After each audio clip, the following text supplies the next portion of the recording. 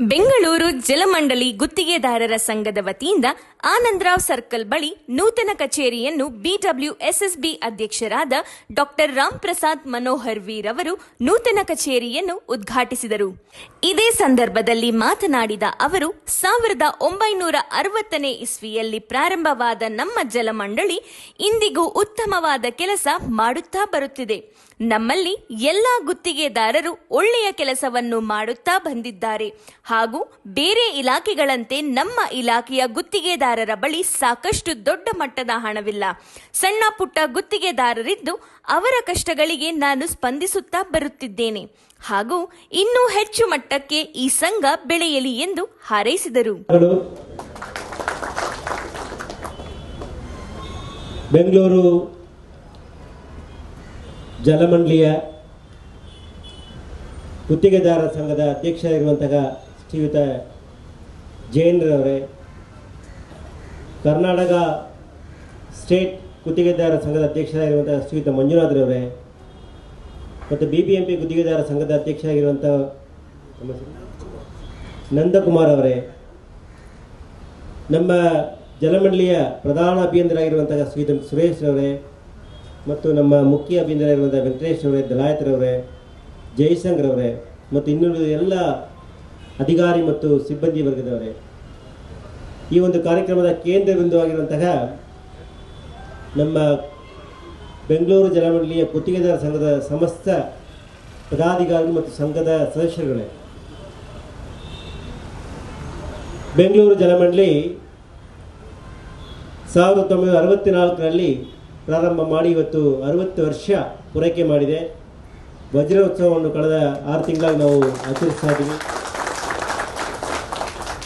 ಬೆಂಗಳೂರು ಜಲಮಂಡಳಿ ಎಷ್ಟು ಮಟ್ಟಕ್ಕೆ ಒಂದು ಹಳೆಯದಿದೆಯೋ ಅಷ್ಟೇ ಮಟ್ಟಕ್ಕೆ ನಮ್ಮ ಬೆಂಗಳೂರು ಗುತ್ತಿಗೆದಾರ ಸಂಘ ಕೂಡ ಹಳೆಯದಿದೆ. ಬಹುಶಃ 1985ರಿಂದ ಈ ಒಂದು ಸಂಘ 40 ವರ್ಷಗಳ ಕಾಲ ನನ್ನ ಸೇವೆಯನ್ನು ಆಡಿಸ್ತಾ ಇದೆ.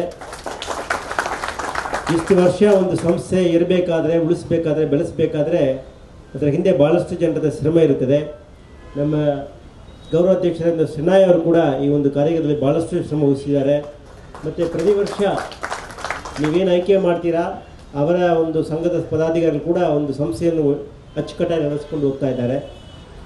ನನಗೆ ಜಲಮಂಡಳಿ ಅಧ್ಯಕ್ಷರಾಗಿ ಅಧಿಕಾರ ಸ್ವೀಕಾರ ಮಾಡಿದ ಮೇಲೆ ಜಲಮಂಡಳಿಯ ಎಲ್ಲ ಒಂದು ಅಂಗಗಳನ್ನು ಕೂಡ ನಾನು ಕರೆದು ಮೀಟಿಂಗ್ ಮಾಡಿದ್ದೀನಿ. ಆವಾಗ ಅಧಿಕಾರಿ ಮಿತ್ರರನ್ನು ಮಾತ್ರ ಅಲ್ಲದೆ ನಮ್ಮ ಗುತ್ತಿಗೆದಾರರ ಸಂಘದವರನ್ನು ಕೂಡ ಕರೆದು ಮೀಟಿಂಗ್ ಮಾಡಿದ್ದೀನಿ. ಯಾಕಂದರೆ ಗುತ್ತಿಗೆದಾರರು ಕೂಡ ಜಲಮಂಡಳಿಯ ಒಬ್ಬ ಕುಟುಂಬ ಅಂತ ನಾನು ಭಾವಿಸ್ತಾ ಇದ್ದೀನಿ. ಯಾವತ್ತೂ ಕೂಡ ನಮ್ಮ ಬಳಿ ಬಂದು ಗುತ್ತಿಗೆದಾರ ಸಂಘ ಅಧ್ಯಕ್ಷರು ಜಯಣ್ಣ ಇರ್ಬೋದು ಅಥವಾ ಭಾಸ್ಕರ್ ಅವರಿರ್ಬೋದು, ಇನ್ನುಳಿದ ಎಲ್ಲ ಪದಾಧಿಕಾರಿಗಳು ಬಂದಾಗ ಯಾವ ಕಣ್ಣು ನೀರಿಟ್ಕೊಂಡೇ ಬರ್ತಾರೆ.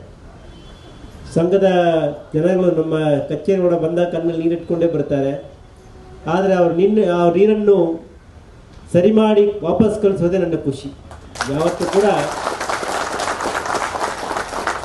ಅವ್ರು ಏನು ಮನವಿ ತೊಗೊಂಡು ಬಂದಿದ್ದಾರೆ ಅದನ್ನು ಪೂರೈಕೆ ಮಾಡಿದರೆ ಯಾವತ್ತೂ ನಾನು ಸಮಾಧಾನ ಆಗಿರಲಿಲ್ಲ. ಹಾಗಾಗಿ ನಾನು ಯಾವತ್ತೂ ಕೂಡ ಗುತ್ತಿಗೆದಾರ ಕಷ್ಟಗಳನ್ನು ಅರಿತುಕೊಂಡಿದ್ದೀನಿ. ಯಾಕಂದರೆ ನೀವೆಲ್ಲ ಬೇರೆಯವರು ಅಂದ್ಕೊಳ್ಳೋ ಥರ ಕೋಟಿ ಲಾಭ ಮಾಡಿಕೊಂಡು ನೀವು ಮಾಡ್ತಾ ಇಲ್ಲ. ಏನೋ ಒಂದು ಜನಸೇವೆ ಮಾಡ್ತಾ ಇದ್ದೀವಿ, ಒಂದು ಸರ್ಕಾರಿ ಸಂಸ್ಥೆಯಲ್ಲಿ ಕೂಡ ನಾವೊಂದು ತೊಡಗಿಸ್ಕೊಳ್ಳೋಣ, ನಮಗೂ ಒಂದು ಗೌರವ ಇದೆ, ಸಾರ್ವಜನಿಕ ಸೇವೆಯಲ್ಲಿ ಅಂತ ಒಂದು ಸೇವೆ ಮನೋಭಾವದಿಂದ ನೀವೆಲ್ಲರೂ ಕೂಡ ಮಾಡ್ತೀರಿ, ನನಗೆ ಅರಿವು ಇದೆ. ಅದಕ್ಕೆ ನಾನು ನನ್ನ ಹೃದಯಪೂರ್ವಕ ಅಭಿನಂದನೆ ಸಲ್ಲಿಸಲಿಕ್ಕೆ ಬಯಸ್ತಾ ಇದ್ದೀನಿ. ನಮಸ್ಕಾರ. ಇವತ್ತು ನಮ್ಮ ಬೆಂಗಳೂರು ನೀರು ಮತ್ತು ಒಳಚರಂಡಿ ಮಂಡಳಿಯ ಗುತ್ತಿಗೆದಾರ ಸಂಘದ ನೂತನ ಕಟ್ಟಡವನ್ನು ಉದ್ಘಾಟನೆ ಮಾಡುತ್ತೇವೆ. ಈ ಒಂದು ಕಾರ್ಯಕ್ರಮದಲ್ಲಿ ಭಾಗವಹಿಸಿರುವಂತಹ ಈ ಒಂದು ಸಂಘದ ಅಧ್ಯಕ್ಷರಾಗಿರುವಂತಹ ಶ್ರೀ SL ಜೈನ, ಉಪಾಧ್ಯಕ್ಷರಾಗಿರುವಂಥ ಶ್ರೀ ವೆಂಕಟಪ್ಪ ಅವರು, ಮತ್ತು ಉಪಾಧ್ಯಕ್ಷರಾಗಿರುವಂತಹ ದೇವರಾಜ್ ಅವರು, ಪ್ರಧಾನ ಕಾರ್ಯದರ್ಶಿಯಾಗಿರುವಂಥ ಶ್ರೀ ಭಾಸ್ಕರನ್ ರಾಮಮೂರ್ತಿರಾಜ್ ಅವರು ಮತ್ತು ಖಜಾಂಚಿ ಆಗಿರುವಂಥ ಚಿಕ್ಕಣ್ಣವರು ಎಲ್ಲರೂ ಕೂಡ ಇವತ್ತು ಆಗಮಿಸಿದ್ದಾರೆ. ಮತ್ತು ಉಳಿದಂಥ ಎಲ್ಲ ಪದಾಧಿಕಾರಿಗಳು ಮತ್ತು ಸದಸ್ಯರುಗಳಿದ್ದಾರೆ. ಈ ಒಂದು ಸಂಘದ ಒಂದು ನೂತನ ಕಟ್ಟಡವನ್ನು ಉದ್ಘಾಟನೆ ಮಾಡಲು ಭಾಳ ಸಂತೋಷ ಪಡ್ತಾರೆ. ಈ ಒಂದು ಸಂಘದ ಒಂದು ಬೆಳವಣಿಗೆ ಇನ್ನಷ್ಟು ಉತ್ತಮವಾಗಿ ಮತ್ತು ಜನರಿಗೆ ಮತ್ತು ಕಾಂಟ್ರಾಕ್ಟರ್ಗಳಿಗೆ ಜಾಸ್ತಿ ಒಳ್ಳೆಯ ರೀತಿಯಲ್ಲಿ ಈ ಒಂದು ಕಚೇರಿಯಿಂದ ಅನುಕೂಲ ಆಗುತ್ತೆ.